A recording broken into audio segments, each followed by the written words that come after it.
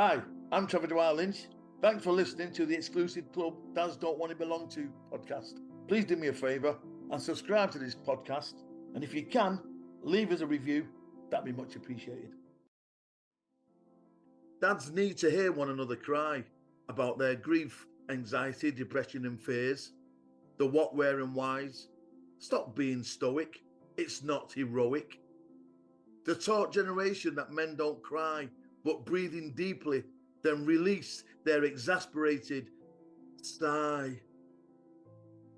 Procrastination of their feelings, always seen to be macho beings, but their subconscious cries of, I just want my mates to listen to me, help me, understand me. Don't judge me. To be a failure in your world of masculinity brings most dads who are grieving privately to their knees. Generations of men taught not to show their feelings. Showing emotion was frowned upon, even at the death of a precious loved one. A son, a daughter, a father, mother, sister, brother, or wife. Don't you shed a tear. Shit happens in life, was the rhetoric. So pathetic. And still today, those words ring in many a men and dads' ears. Yet mothers gravitate and talk to one another. It's about time dads start to understand that grief doesn't discriminate. How are you today, mate? Yeah, you know what? Today's a good day, Got up early, obviously preparing for this, and had a bit of a chant, did a bit of chanting, and it's mad because it's bright and it's sun shining. My garden's just been freshly lawned. So I did a bit of 5 minutes grounding, like walking around with my bare feet on the grass, you know what I mean? Ideally, I wish I was at the beach. That's my thing. But this hour's a good hour at the moment, mate. You know what I mean? It's mad though, isn't it? It is that thing, isn't it? People say, oh, the sun makes you feel. It does, isn't it? It's just, I think you're in a certain state of mind, and if it's dull outside, you seem to be dull inside, you know what I mean? Type of thing. But even a little bit of sunshine, sometimes it alleviates that bit of bloody darkness or whatever you want to call it. It does in Manchester, mate. You don't get an awful lot of it, do you? I know, you think we'd be used to it now, wouldn't you?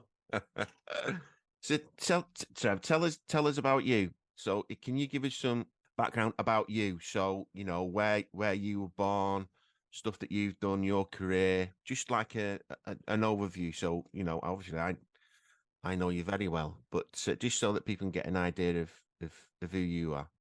Yeah. It's weird really because they're products of a Jamaican father, English mother.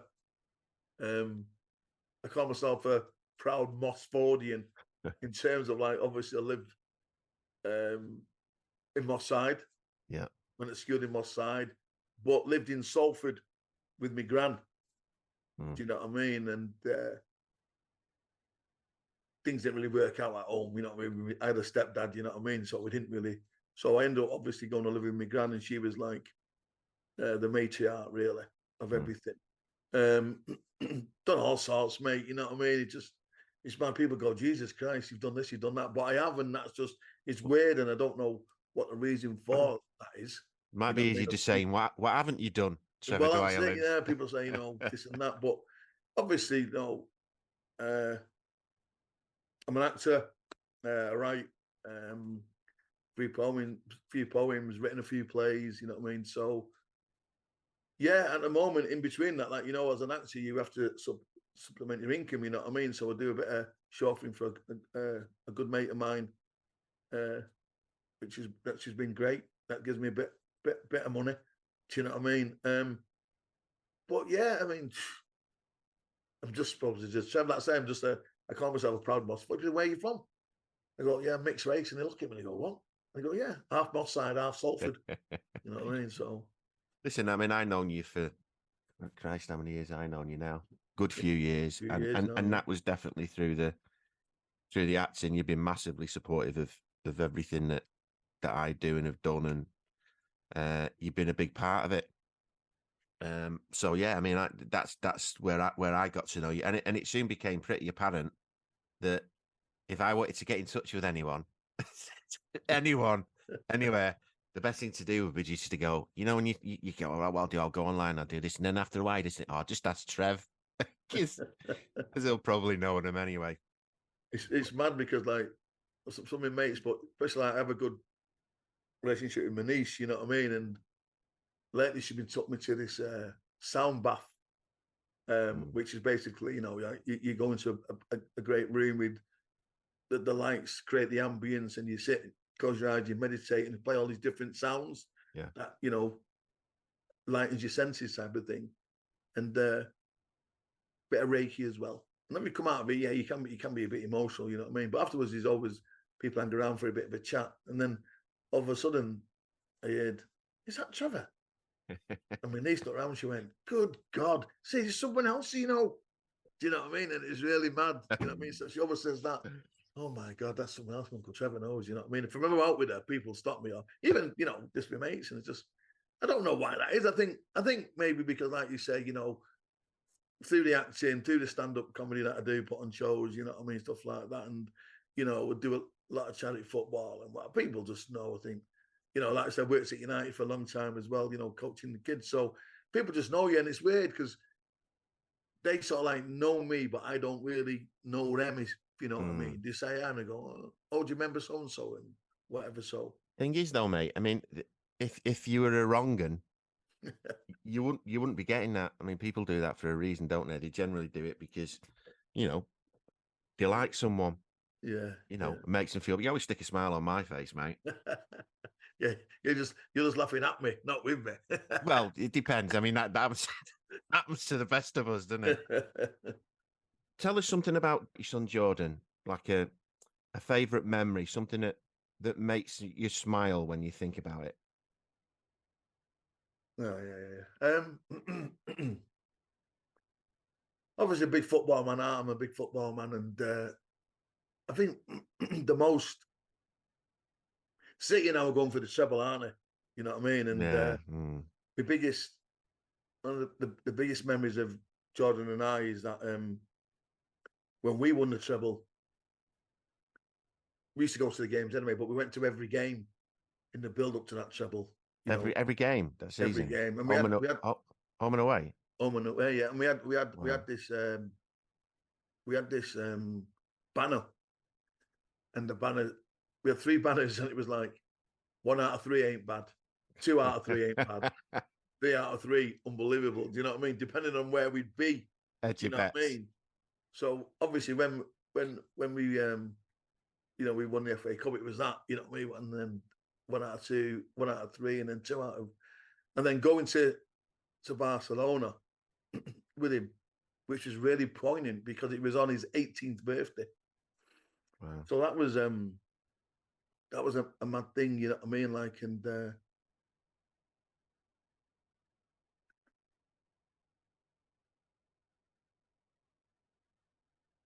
yeah. Sorry, mate. No, mate. No, carry on, because that's what I want the podcast to be. Do you know what I mean? About blokes talking and letting stuff. But that, I think, with my mates, been a lot of blues, you know what I mean, and having the crack with them, do you know what I mean? And that's a massive special memory for me, you know what I mean, to have done that with him, to lift that Champions League trophy, brilliant, see his face, you know what I mean, and madness. So every time people say to me, "Oh, have you been to Champions League?" Yeah. Or where were you when United won the treble? And I was like, I was in Barcelona with my lad, And what after you'd won, and what can you remember? What did you do afterwards after the game? But it's really, really mad, because oh God, it was really mad because we were part of the official party, the Prawn Sandwich Brigade. The prawn sandwich brigade. Being a coach there, the club took us all. You know what I mean? All the coaches and junior coaches and staff who've been there a long time. And it was, what Ferguson created there, it was a massive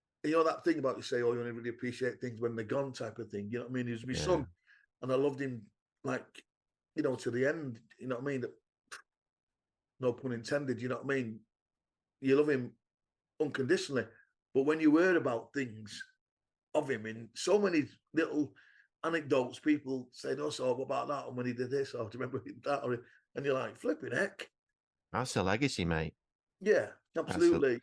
You know, and I think, you know, there's that cliche in it. People say, "Oh, you can always tell the mark of a man by people turn up at the birthdays, birthday parties, or the funerals." You know what I mean? And Oh yeah.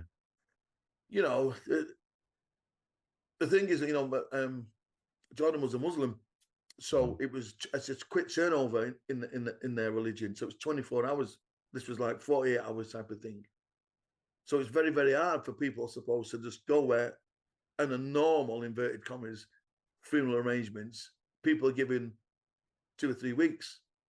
Like, it's been a shit 6 months to me, mate. You know, obviously Jordan went, and then my dog, it was my best buddy, when he went, and then you know, there's a couple of people well, I would say 2 people in my life that, you know, you look upon and go, they're like the older brother you never had. You know what I mean? And with me, there's one of the lads who, again, unfortunately, he lost his daughter, which is Mike McKenzie, and my mate Ralph Innes, who just died on Good Friday. Been quite cathartic for me to being organised with his funeral, but it's 3 weeks we've been organising it, so people are prepared. Yeah, and they know on this day we're going to Ralph's funeral. But with Jordan, it was just like a quick thing. You got to put it up on social media, and bang. So, you know, a lot of my own family couldn't go. Do you know what I mean? And and a lot of his mates or whatever, because of work or whatever other things. But he had a tremendous, innovate come and send off, mate. The amount of people, you know, you were there. I never been to a Muslim funeral, but never been in a mosque before. And I've said this to you, and as horrible as a day it was, because, you know, I was just thinking about you. It was a really strange experience. It was quite a beautiful experience, if I'm honest. Like I've said to you, you know, the imam, the people there were amazing with everyone. Yeah. Because I don't think, I mean, you know, I'd say 99% of the people didn't really know what to expect or what was going to happen. Yeah, it was Yeah. I didn't know. You know what I mean? I had somebody educate myself about stuff, and, you know, luckily, you know, with Jordan's mates, you know what I mean, they were real good lads, real, you know, real top kids. You know, they were briefing me on stuff and da. But yeah, so, you know, when you go the mark of a man, when people just to turn up at 24 hours notice at someone's funeral, you're going, wow. You know what I mean? So yeah, so I'm, you know, I learned a lot about him. I'm still learning stuff. You know, people stop me in the street. You know, I go to the cemetery every day, as you know. I mean, it brings me a lot of comfort.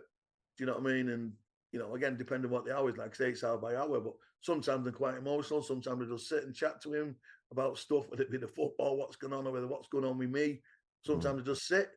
But it's just a chill place. You know what I mean? But people come up, you know, Muslims, non-Muslims, because it's a general, you know, it's an all over religious place. So you've got, you know, Jewish community, Catholics, Protestants, do you know what I mean, Muslims, whatever, buried in there. But people, it's weird how, you know what I mean. I suppose I don't know. Is it right to say death brings people together in a lot of ways?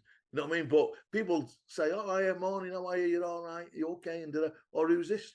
Or this is my son? Or You know what I mean? So it's one of those. But he was, you know, like you say, listen, I'm biased, mate. He's my son, one, and despite whatever went on with us, you know what I mean. You know, I love him and miss him bloody unbelievably so. Do you know what I mean? And like you say, I don't know, mate. It's just mad. It's a mad vortex that I'm in, mate. Listen, do you want to have a break, Trev? No. Let's go. No, we're all right, mate. Can you tell us what happened to Jordan? Well, basically, mate. Cut long story short, mate. He'd just been having a few pains in his chest, and He'd gone to the hospital. They did all the tests on him, mate. And 9 days later, he died in his sleep. Obviously, the inquest, the coroner's not happy about stuff. And obviously, the post-mortem, they've said he had furring of the arteries.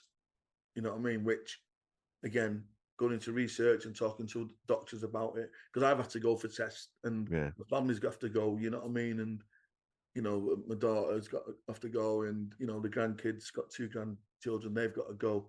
But they said furring of the arteries will start when you're a teenager. But by the time you get to 40, it starts then to creep up. Do you know what I mean? So, or it could accelerate. And I think in Jordan's case, it probably accelerated. Right. So, obviously, the test that he did, because with me, mate, you know what I mean? When I had to go for testing, because obviously, I think when it happened, I was, you know, having anxiety and stuff like that, and just chest pains.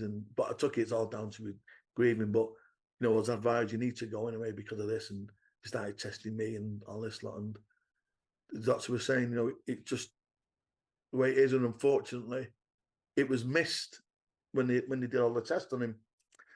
Now, obviously, as a parent, you're going, what the effing hell are you on about? It's missed, and because obviously, you know, if they wouldn't have missed it, would it still be here? You know, obviously, you want to say, yeah, you know what I mean? But then you got to say, you know, human error, people, it happens. You know, one of the medical staff had said to me, like, you know, he wasn't the first one. Your son, unfortunately, probably won't be the last. Do you know what I mean? Because sometimes things just don't show up for whatever reason. Do you know what I mean? And that's not always down to human error. It's just the way sometimes things are.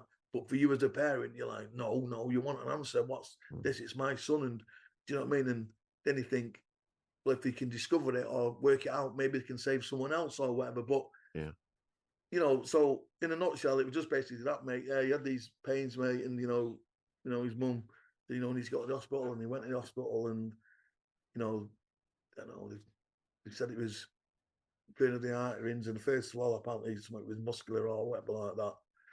I think it's going to be on. I think there's going to be another in-depth inquest into it, mate. I'm not really sure at the moment, but that's basically what it was, mate. And over, you know, like I say, 9 days later, and, you know, unfortunately, that was him growing his wings. Can you talk about the days, hours following Jordan's death? Is that something that you can remember, or is that just too much in you know, because of it just coming completely out the blue? Can you remember where?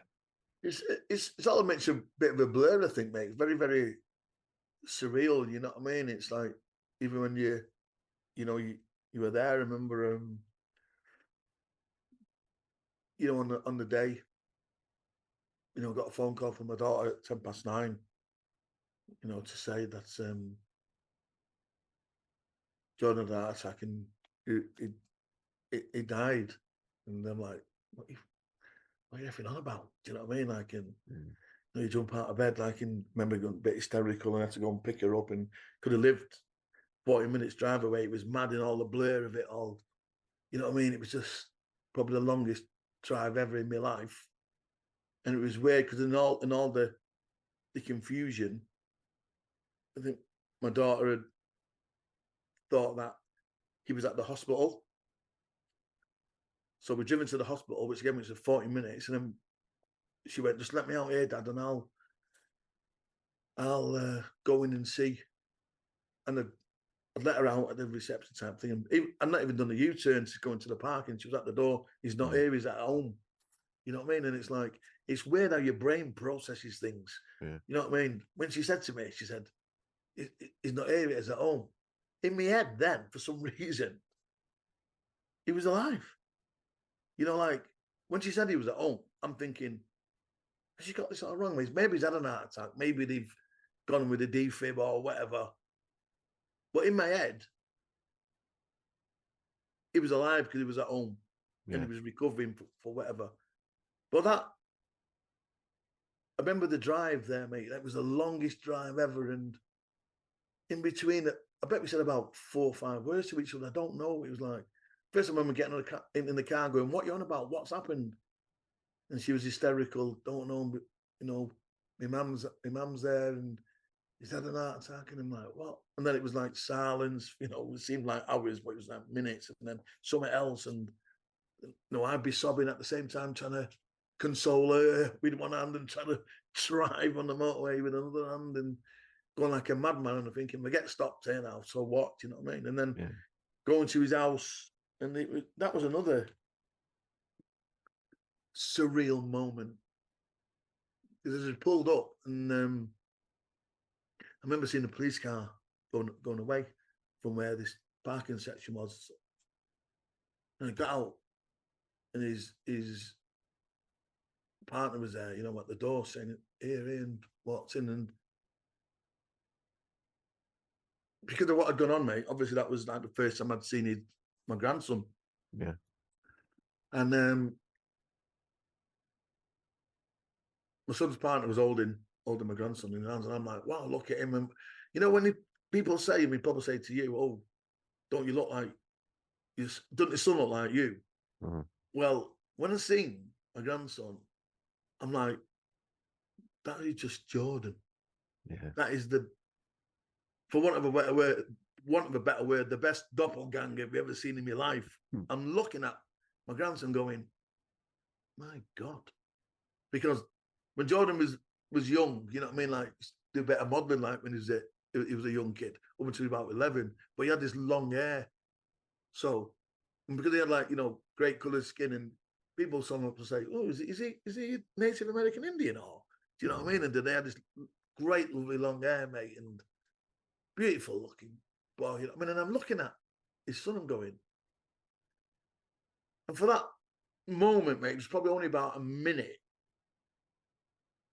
I'm looking and focused on him, because when they're saying that he's at home, and then you go into the hallway, just to the left is the living room. And Jordan was on the floor under the quilt, and his mum was holding him. And again, mate, it had not really registered. And I was just thinking she was, he was recovering and she was holding him, comforting him, mate. And then she looked up at me and just shook her head, And I don't know, mate. My daughter said to me I'd let out some guttural scream, really, mate, and just probably, I think, collapsed over him and was shaking him and wake up, bloody, what do you do? The CPR, what do you, I remember, my ex-wife going, no, he's gone, type of thing. And it's just like, Jesus, it just complete. I don't even know, man. It was like I was in, you see in these bloody science fiction films, and you're in a room and the room's spinning and this vortex, you're like his vortex. And I just felt like I was going down this flipping rabbit hole, mate. And yeah. It was just mad. The whole thing was just mad. I'm thinking, nah, this can't be. And then he looked so peaceful. I'm thinking, he's bloody asleep. He's going to wake up. Do you know what I mean? It's just thought, I just didn't get it. I'm thinking, but I think the shock was when he said he was at home. I think that was what in my head. For some reason, my brain, maybe the coping mechanism was going, no, they've saved him, or they've got him round, or, I've seen people on the defib, you know what I mean, coming, it's like boom, and then half an hour later they're just waiting and they're just resting, and they're getting them up. And so yeah. And then, driving home, surreal, back again, on my own in this car, because the daughter had left earlier. She couldn't really cope with it, and she took her mum's car, and she'd driven home because she had to go and get my other grandson from school. And then my ex-wife's mate came and collected her, so I was driving on my own back. Yeah, you know. I can't remember getting home, mate. Yeah. I swear I can't even remember getting home, and I say it's a 40-minute drive. You know. And then, like I say, just for the days after, mate, just this emptiness, this loneliness, this thing, and then but thinking, nah, it's not, can't be happening that. Can't be happening that. It's just, yeah, it's just for days. I mean, even like now, man, I still think it's very, very surreal and, you know, really weird and, you know, mad dreams that you have and stuff like that. Yeah. So, you know, for dads, you know, like myself, who've gone through this, yeah, I just, gosh, what do you feel when people say to you, how is it? I just, you know.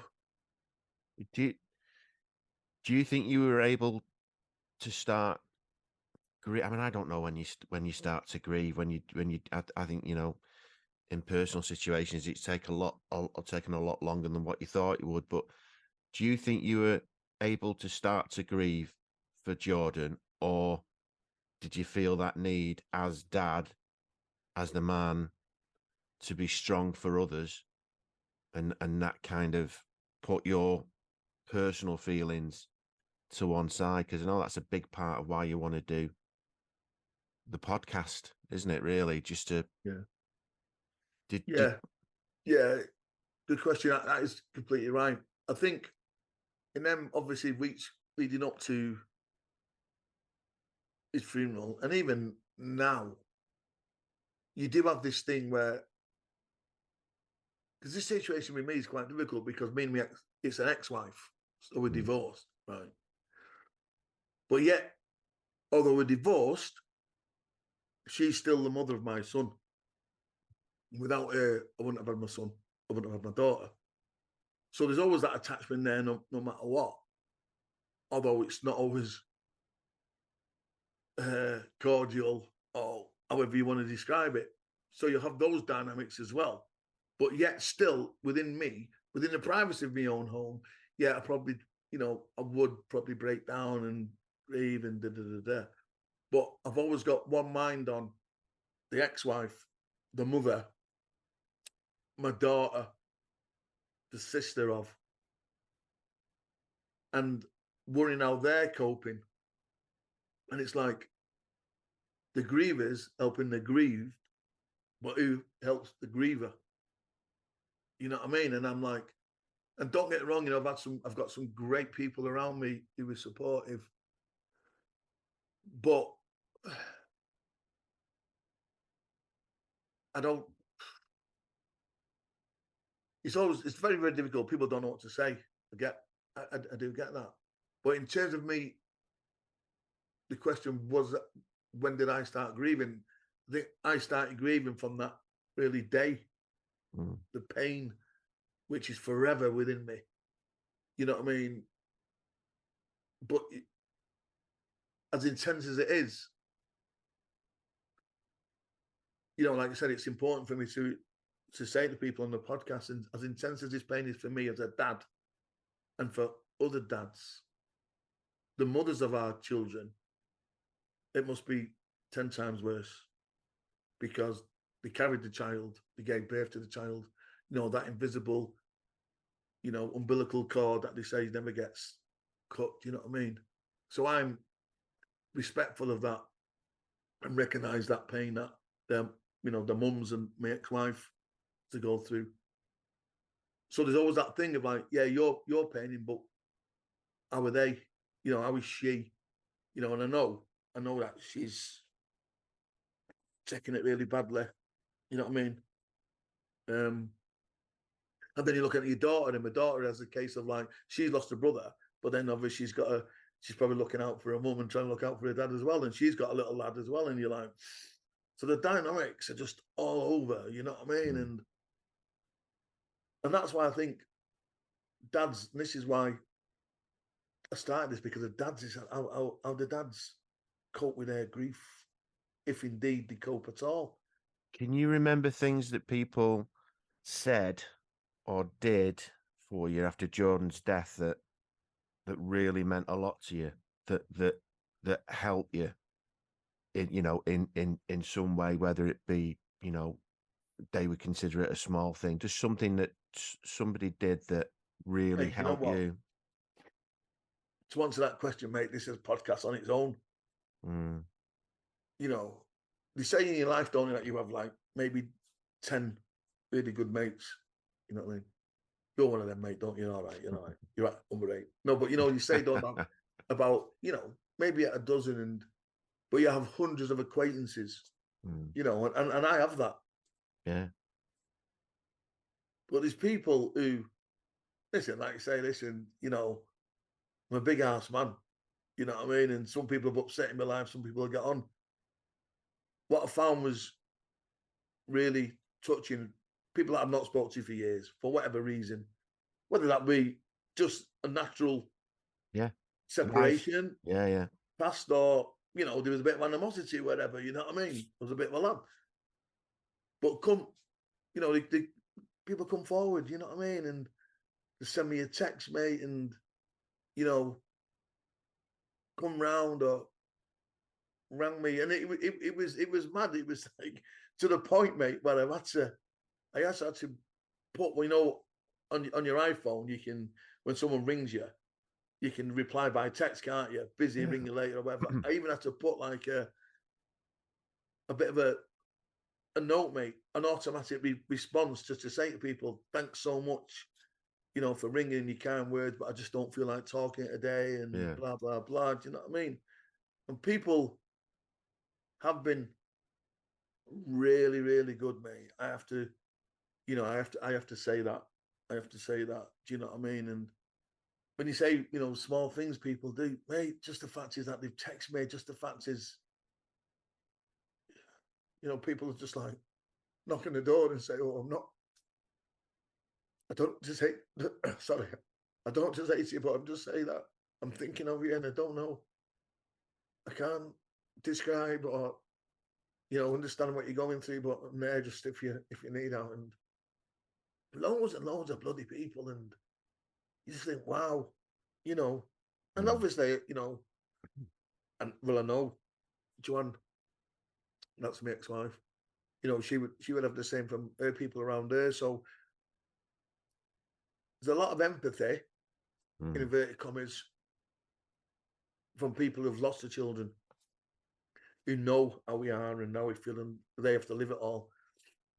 And then there's also that sympathy from people who haven't, yourself, like, not because you're doing it, but, you've been integral, mate, to getting me through a lot of things, mate. I can pick up the phone and talk to you and blah, blah, blah. Like this, I'm chatting, sure, but sometimes people that I don't know. I mean, you know me, I'm quite a vociferous person outside of this, what I was, but I know that I'm changed. I'm a lot quieter. I'm a lot more softly spoken in a lot of ways sometimes with people that I don't know.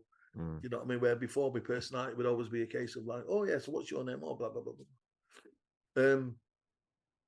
So I feel comfortable in, like I say, this, being emotional in front of people that I feel that I'm safe with, yourself, you know what I mean? Facts of lots of other people, they know who they are, probably get embarrassed by if I mention them, but there's lots and lots of people who,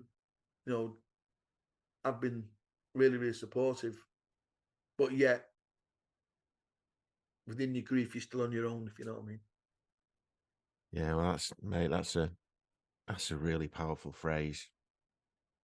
That, and this is not to be, I don't mean this to be a negative in any way. It's just, again, it's not, the hardest thing is knowing what to say to anybody going through anything at all like this. And I can't imagine anything worse as a human being, let alone as a dad. But were the things that people said that really didn't help you? And I know we've had this conversation, and I'm not saying that anybody would say it with any intention whatsoever, but it's you can't, you're not, mate. You're constantly learning. Even at my age, you're constantly learning what. Because some situations are completely new, even as you get older, aren't they? Yeah, And yeah. it's so in your and this can only be in your experience. But what was said to you where you thought, you know what, you really need to think before you open your mouth. Yeah, it's mad because, like you say, we've all experienced grief in lots of other ways. Like I said, I've lost my brother, I've lost my gran, my mum.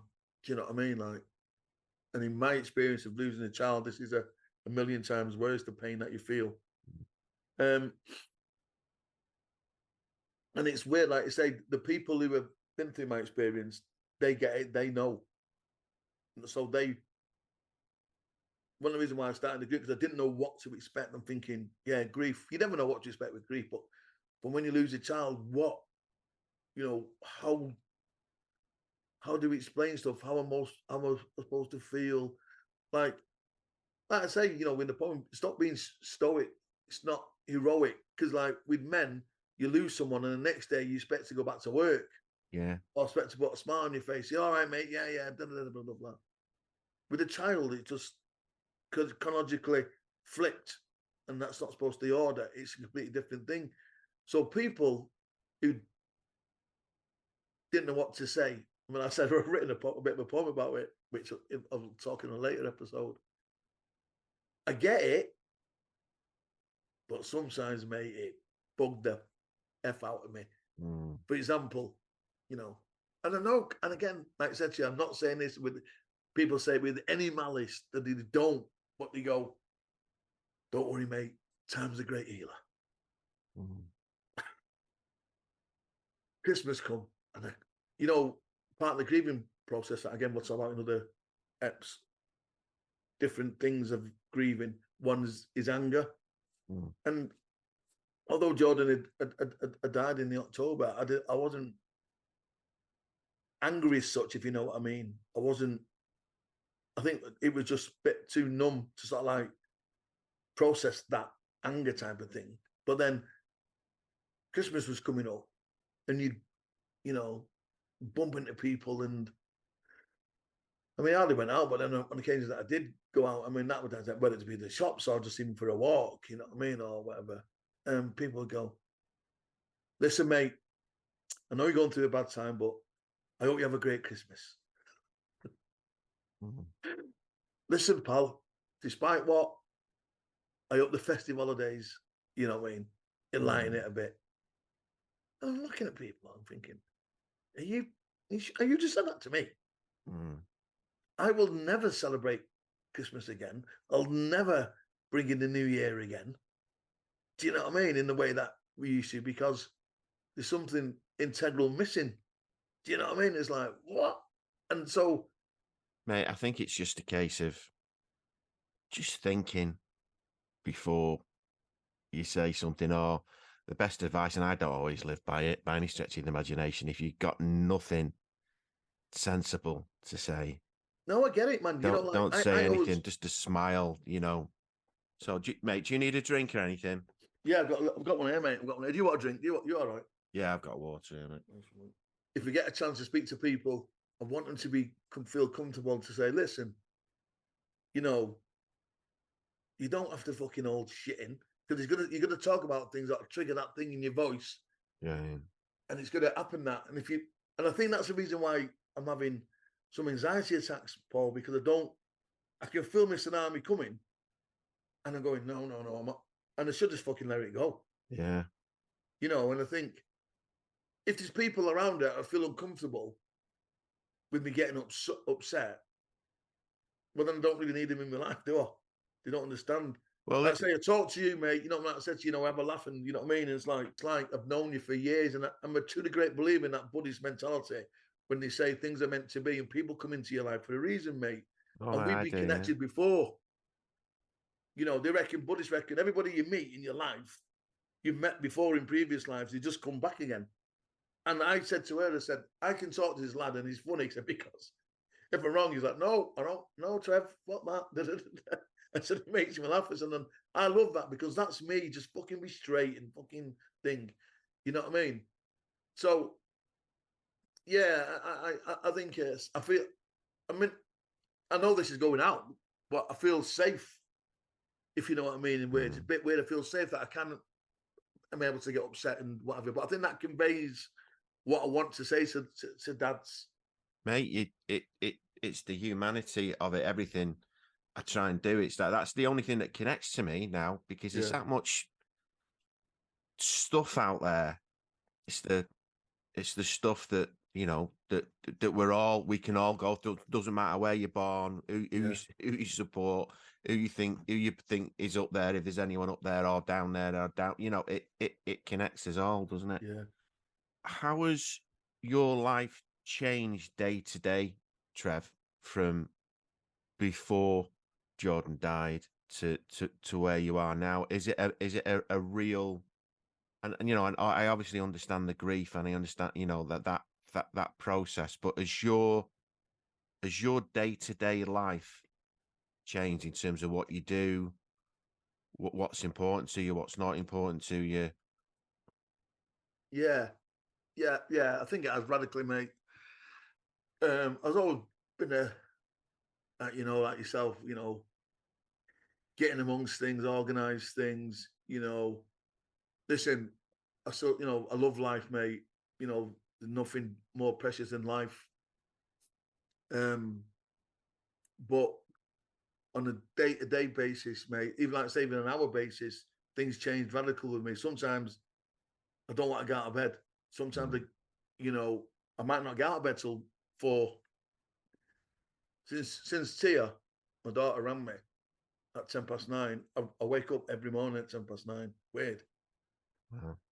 Sometimes, mate, I can be up half the night, and then I'll go to bed 6 o'clock, 7 o'clock. But I'll wake up at 9:10, and then I might go back to sleep again and wake up at 1. Sometimes, mate, I go to bed at 1, 2, wake up 9:10, and then I'm up. But I don't do anything. I'm just sat in the house. Other days, mate, like I say, in between that, I do go. Like I say to you, no matter what, I'll go to the cemetery every day. I mean, at one stage it was really mad because I'd go 2 or 3 times a day, mate. It was mad. I'd go in the morning, I'd go in the afternoon, and I'd go at night. But again, that's been educated, you know, in terms of Islamic faith. You don't go to cemeteries at night. And it's really weird. When you're a kid, you have that thing when you can't go to cemetery at night. It's scary and the boogeyman and all that lot. But I'd go, mate. I'd be there at 10 o'clock, 11, 12, 1 and what? Because the cemetery open 24 hours there. They're just so chilling, just so peaceful. But what was surprising, mate, other people within the grief, I didn't know the circumstances, would be there. Yeah. Half a dozen people spread around this thing. And, you know, I'd drive in at my headlights and see their cars, and then I'd see the light of the torches. You know what I mean? Was that because it actually gave you comfort to be there, or did you just not know where else you wanted to be? Or I think in the early stages, mate, I didn't know what to do. I wanted to be close to him. I think that, you know, that thing about, I said we'll talk about guilt in the later episodes, but that guilt thing that we didn't speak, and you know what I mean, and whatever, you know, despite what went on, you know what I mean, like, you know, it's like us all, mate. Sometimes, you know, I'd ring him and he might answer, but then he'd put it down, or he'd ignore it. You know what I mean? Or I'd get deleted from his phone, and next minute I'd be up on his phone and WhatsApp or whatever. But I just, you know, I think I was just in a blur that I wanted to be with him, having been void of being with him for, like, you know, those many months, you know. So prior to that, like, you know me, like yourself, you know what I mean, busy organising this. If I wasn't writing, if I wasn't, you know, auditioning, if I wasn't putting together a comedy night, if he wasn't writing poetry and performing it, I'd be doing something, you know, chauffeuring. Footy was always busy doing whatever.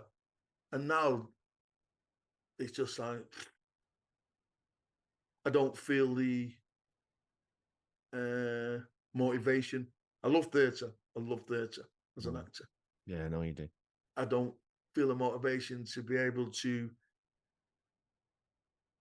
get up and audition for theatre in terms of a panic, because, like I say, I have this thing, what I call my tsunami wave, which hits me every day, no matter what. And it could be morning, noon, or night. And it's just this overwhelming feeling of grief. People, obviously, not only my circumstances, losing a child, but people who were grieving, they'll probably get it. And it just hits you out of the blue. Could be anywhere, mate. Mid the bloody Aldi the other week, I was like, oh my days. I just reached up to get some fruit, and it's like, ooh, and I had to come out the shop for half an hour, and this tsunami hits me whenever. So in terms of theatre, which I love, in my head, I'm going, I can't really do theatre, because if I'm on stage and this tsunami hits me in the middle of a, monologue or whatever, gee, what's going to happen? And, the production stops, I let the cast down. So all these things, and they cause an anxiety within me. So it's like, no. Well, I think with TV, it's different. TV, you can just go, cut. Okay, Trevor, okay, let's take 5. You can, we'll go again, which is a different thing. But even that is still, because I'm a bit of a perfectionist, I'm still letting other people down, and my standards, which I set myself quite high when I'm doing something, won't be verified, for want of a better word, you know what I mean? So now I just find myself, if I don't want to do something, I just don't do it, mate. If I want to do something, I do it. Before, I'd always be the person like, I'd say, I've got to meet Paul at 11 o'clock. Shit, I'll be there at 5 to, and But now, if something hits me, whatever, I don't have any problem just texting you, can't make it today, mate. Yeah. You know what I mean? Whereas before, it would always be, I can't do that. I can't, something might have happened, but I've got to go because I can't let this individual down. I can't. And now I'm just like, well, and people take umbrage. Well, take umbrage then. Do you know what I mean? People ask me, how are you doing, mate? And I used to say, yeah, I'm okay. But I'm not okay. And my standard reply now is the case, a mate of mine said, have a standard reply, mate. Have a standard reply. And that's what he'd do. And, Justin, mate, Justin Morehouse, again, brilliant, mate. And we must do his head in. I mean, we must do your head and must other people's, because like sometimes it's just doom and gloom. But I'll come for a coffee out with chat, and it's like, and I think, fuck it. When I leave, I think, fucking hell, what are you doing? Oops, sorry, swore then. Mate, it's your podcast. You can say what you want. But yeah, so it's, I just have that where I think, but then sometimes I want to do stuff. I want to do stuff, and other days just don't, mate. But my days have changed, like you say, radically, from me being busy, for want of a better word, doing different projects and running around and being this. People say, someone said to me today, I went to watch a game in the pub, went watch half an hour of a match. I didn't really want to go, because again, it's one of them. Sometimes, like I said to you, going back to that thing, people don't know what to say. They don't, but I don't really want to get surrounded by a lot of people who are forever going, you're all right, mate. Sorry about your son. You're all right, mate. Yeah. Because you want to watch the football. You want to try and get a bit of normality, don't you? Yeah, yeah. And I didn't go to, like I say, a chauffeur, and the lad who was chauffeur for is like a mate as well, my boss, like, but goes to every game. Do you know what I mean? And I chauffeur him to every game at home. You know what I mean? And I just didn't go to United till March or something like that, February, March. I couldn't, because one, I would have gone to the games with Jordan, and two, the amount of people I know who's going to see me again, and go, we've heard about it, and it's just like. So when I went to the boozer, and like the last 20 minutes of the game, I've been at the cemetery and around mates said, we're in the pub. I said, he says, come on, he's older for you, you're all right. Anyway, so I went in, he's only about 3 or 4, but then people start to come in and they see you, don't they? And then people sat on the table and you can tell that, and I went, right. let's just address the elephant in the room, okay? Be yourselves. Just be yourselves around me. That is the best thing you can do to help me. Stop thinking, oh, is Trevor all right? And did any pamper me? All right, Trevor. Just get on with it, lads. You know what I mean? And they were like, but I also can see this like bit of relief coming over him, type of thing. You know what I mean? So yeah, I don't socialize as much as I used to. I was a bit of a, as you know what, we're busy, aren't we? Just you and I creators, we're just busy. We're everywhere, and people know us. But I just started to go back to the theatre. Seen 2 plays in the past 6 weeks. You know what I mean? People have asked me about comedy. I don't want to stand up in front of a few hundred people and try and make them laugh. There's a venue in Stockport. What we do, we should do the new comedians thing. But I've organised a comedy night for them, but I'm not part of it. I'm not going to compare or whatever. Do you know what I mean? But so I've changed loads in that way, mate. Day to day, like I say, it's hour by hour. You know what I mean? One of the questions one of the things that's important to me today is probably what are you doing for you now? What are you doing for you that's giving you some? Listen, like hope's a big thing for me, and I know it's a big word and it means different things to different peoples. But what are you doing for you that's helping you, your mental health, your health, your outlook, the future? I think, like I said to you, I used to love writing and performing poetry. You know what I mean? I got into it big time. Do you know what I mean? And it was a great thing for me, and another string to my bow, I suppose. But I used to do live performances, started to do live performances. Now I won't ever do that again. But as part of my grieving process, I've started to write poetry on how I'm feeling, how people have made me feel going through this, what I do about it, etc. Do you know what I mean? And like I said, it's weird because it is cathartic. This process, what you're doing to help me and what I'm doing in terms of podcasts, hoping that I might help someone else. That's been a bit of a thing for me. That's really all I can say, mate, in terms of, because like I say, it is just the hours by hour. Like I say, this has been great, doing this and, waiting to hear it, see when it comes out. Are you looking after yourself? Like, your health, you say you're going listen, for mate, these, I'm trying, mate, as I can, you know what I mean? Obviously, I have this skin eczema type thing, you know what I mean? Which, in terms of when it's anxiety, stress, blows up like mad, and you end up having tablets and steroids. Hence me looking like The Rock, not, but you know what I mean, and stuff like that. So it's just a case of me trying to manage that, you know what I mean, and trying to eat a more healthier. And well, I mean, meat is not so bad anyway. I eat a lot of plant-based stuff anyway, really. Do you know what I mean? But I also went through that thing where, because I tried to be vegan, you know what I mean, veggie, and then you go to yourself, why the fuck should I bother eating healthy when, I look at my lad's physique. He was like, an athlete, you know what I mean, played football, he ran, you know what I mean, and you've seen the videos and you go, what's the fucking point? Because that could happen. And then when you talk to people and you talk to experts, doctors, nutritionists, you talk to, other people, and they go, top sportsmen die of it, mate. Don't matter what you do. And you know what I mean? So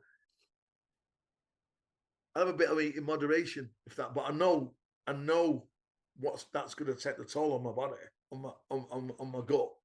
It's like the body's saying, no, don't have it. I'm like, oh God, I just fancy this little bit of chicken or a bit of lamb. It's like, well, then 2 days later, oh man, IBS kicks in, or I'm bloated or whatever. But so I eat fairly well anyway, mate, I would say. Do you know what I mean? The week before Jordan died, I was supposed to go away with the lads. I've not been away for ages with the lads. So I didn't go. And unfortunately, and my mate Ralph, who just died on Good Friday, it was his due, and I didn't end up going. And then we're booked to go away.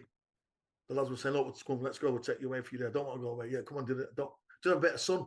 Now, sun's good for me, my skin condition anyway. So it's like, yeah, all right then. 3 or 4 days away, just a weekend of it. Not getting on the booze. I like just chilling in a apartment in the pool, bit of sun. And then Ralph dies on the Good Friday, and then his funeral is on the 19th of this month, and I'm like, oh. But then it's like, I can't miss that. So I just changed it, and I'm still going, which has been a positive. But I'm going for 3 or 4 days and coming back. Do you know what I mean? So there's been a bit of a change in that, because at first I go, I'm not going to that. But it's like going back to that self-preservation thing, which you got to try and do. You know what I mean? And so, yeah, listen, mate, like I said to you, it'll never be the same as it was before. You know what I mean? Something is missing, something's void of me. 99% of me knows and recognises I'll always be sad. 99% of me knows I'm always going to be in grief. That 1% I've got to just try and keep for a bit of self-preservation, you know what I mean, and stuff like that. And so, yeah, doing this, mate, yeah, it gives me a bit of a sense of purpose, I think. That's all I can say. And like I said, you know, the aim of it is just to try and get dads to talk. You know what I mean? Even if it's not to me, if it's not on air, but speak to the partner, speak to the mates, and, you know, listen, mate, there's no fucking shame in it, mate. All that bollocks, like I said to you, you know, before, you're not supposed to do this, you're not supposed to do that. When you lose someone, with your mum, your dad, your son, brother, wife, or whatever. No, because this is a different sphere. This is a different sphere. And like I said, you know what I mean? It's vital, and I keep reiterating, mate, that is not neglecting or disrespecting the grief that mothers have, that women have. No, I'm not saying that. But what I'm saying is I'm jealous of you bloody women who can talk about it, who can gravitate towards each other, and just, you know, people, even women that you don't know. Do you know what I mean? We just go bang. I can't do that to people that I don't know. Do you know what I mean? I don't feel safe in that environment. You know, it's weird now. I'm talking to you on this. We're doing this podcast, and I know people are gonna listen to it. You know, when we said, "Oh, should we cut if we get upset?" No, because that's what men have been doing. Fucking hiding from being upset. You know what I mean? And, you know, there's a kid that he lost his daughter, Ashley Kane. He's brilliant, mate. He lost his daughter. And yeah, I've watched his podcast. Yeah. Yeah, funny enough, and it's the same type of leukemia that Ralph died of, type of thing. And I've watched him, mate, and he was a pro footballer, you know what I mean? And I watch him on his podcast, man, and he, you know, he gets sort of sent, he breaks down, and I think, brilliant. He's talking about it, you know. Yeah. And, you know, he's another one, you know. You think further on, there's certain people that I'd like to talk to, but I want it to be right across the spectrum, mate. I don't care what you do, who you are, you know, race, creed, colour, gender. That's irrelevant to me, mate. The common denominator is that we're